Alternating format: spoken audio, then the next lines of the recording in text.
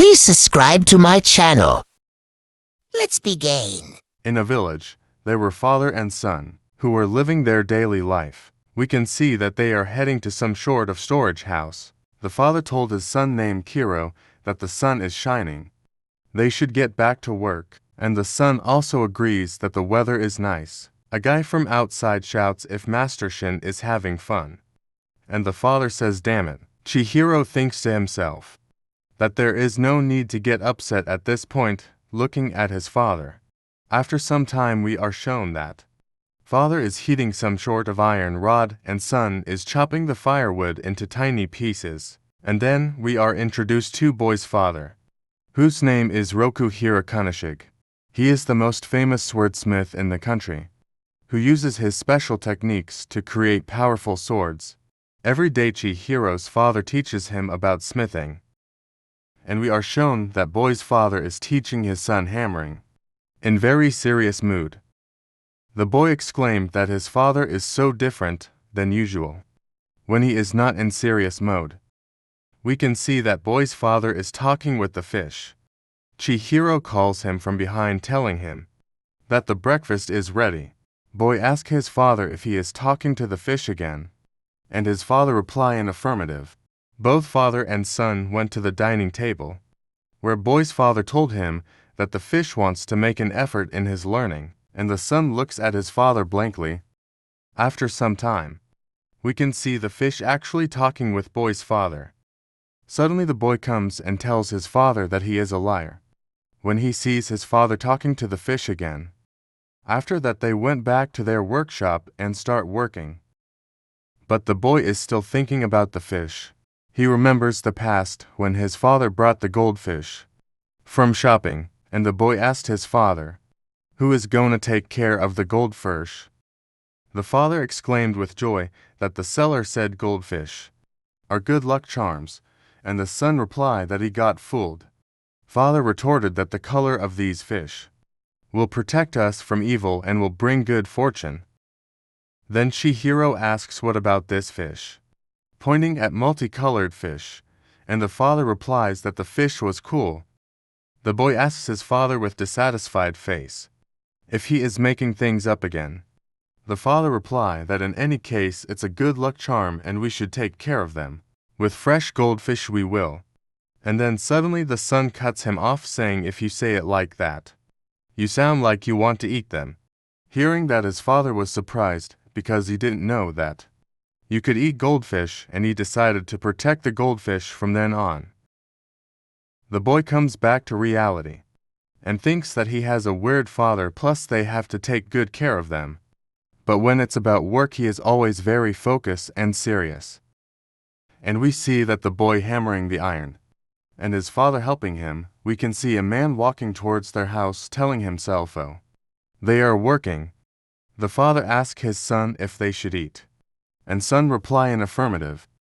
The father also asks boy about his arm, and the son reply that they are fine. The father says definitely better than mine, flexing his arm muscles and laughing. The same man from earlier comes saying that he brought some gifts. The father says he should have said hello before walking in, and the man apologizes. Man says looking good Chihito as usual while handing him the bag. The father asks the man about the town's condition, and the man replies that the condition is far from peaceful. After that we get to know that this man is an old friend of boy's father who often comes to visit them. The man tells Chihiro that he has grown a lot while feeding the goldfish, and the boy's replies yeah. The man asks curiously if the boy forged so cleanly, and the boy's replies in affirmative. The man explains the boy that his father is a good teacher. The boy's father shouts from behind to shut up a little. The man continues that he knows boy's father, that during the Saite War boy's father's name was better known than the people who fought in the war. Also the sword that his father made were more crucial than the soldiers who wielded them. Boy's father saved a lot of people and he is considered a hero. The boy replies that he had heard the story 100 times before. Shiba exclaimed that the boy seems happy to listen it every time, and he encouraged the boy to train hard and he is going to become just like his father. And that is the fact. The boy replies that he had heard it 100 times too. The man says that just the beginning of that story, and the boy looks at his father questioningly. The father falls silent. The man says even he don't talk about it that much. After some time the man leaves their house waving hands, and both father and son stand at the door in silence. Suddenly boy's father, making an weird face, tells his son that the boy is almost 15 years old, and if boy wants to become a true master, he has to teach some less joyful part of the trade. The boy tells his father to teach him, because he really want to improve and get to his father's level as a blacksmith. The father exclaims that he understands and walks into the house. He goes into the room where there is a katana. The father tells Chihiro that there are few swords deep in the basement and most of them were forged before the boy was born.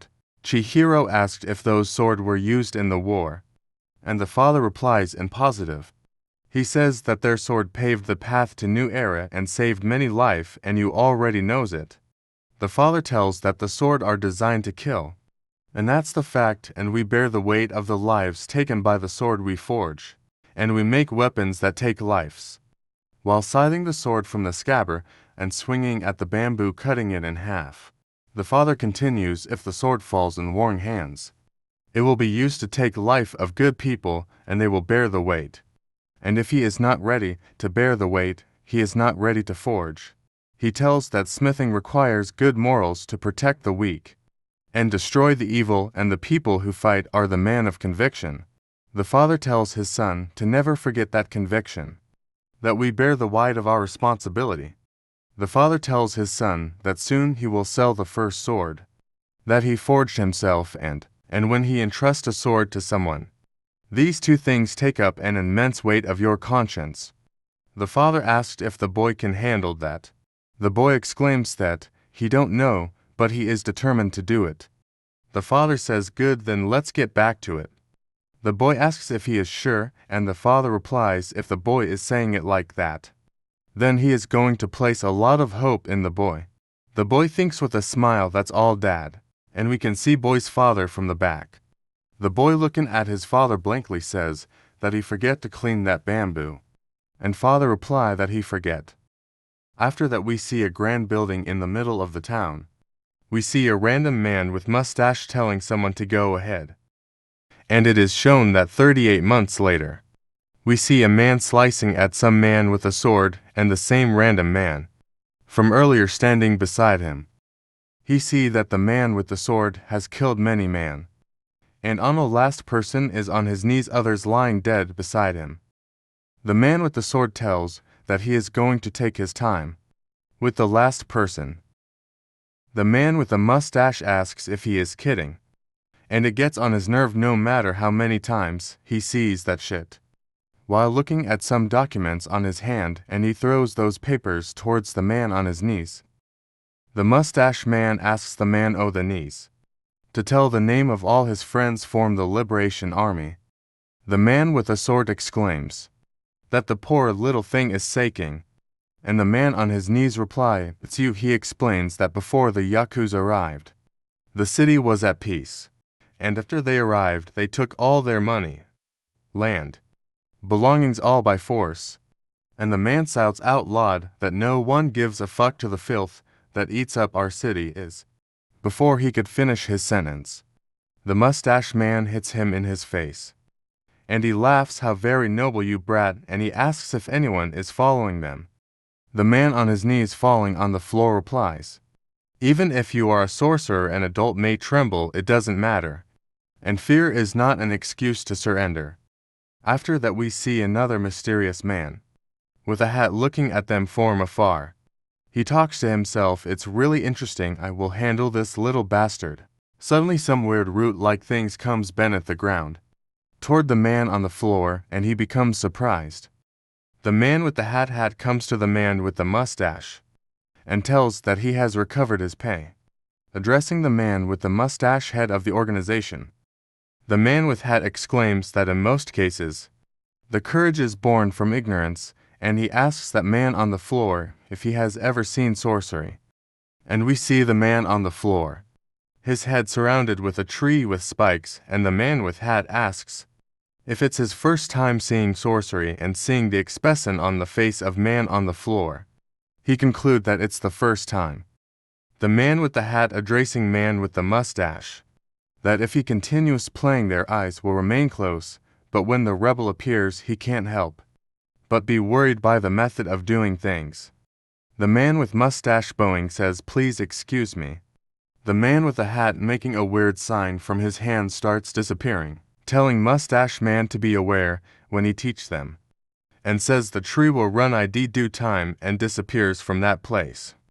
And we see man on knees, head wrapped, with spiky branches of small tree growing from the ground. After that, inside a running train, we see the man named Shiba. From earlier asking Chihiro if he could sit, Chihiro asked in surprise, "Weren't we go no met at the station?" Shiba replies he don't care and the weather is nice. The boy looking at Shiba's hand thinks that he has never seen someone get fish to go. Shiba asks Chihiro if he is hungry and hands a dried fish to him. But Chihiro refuses. Shiba says if he could ask Chihiro a question, and Chihiro replies yes. Then Shiba asks about the scar on Chihiro's face, if he would heal it if he can, and says it doesn't look bad though. Chihiro looks at Shiba blankly and Chihiro says he notices it every morning when he washes his face, and looks at his mirror, and he says that he remembers the day when he got the scar, and he starts his day with renewed hatred. Shiba exclaims that if Chihiro kive like that all his life, he is gonna break down and there. After some time we see the train station, we see both Shiba and Chihiro walking on the street exclaiming that the city is ruined by the Yakuza.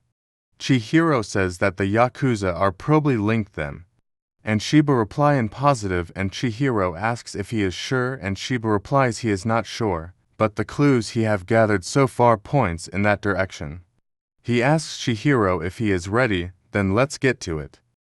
Chihiro replies that they need to observe the situation first and negotiate if they can. That's all for today, thank you. See you in next part.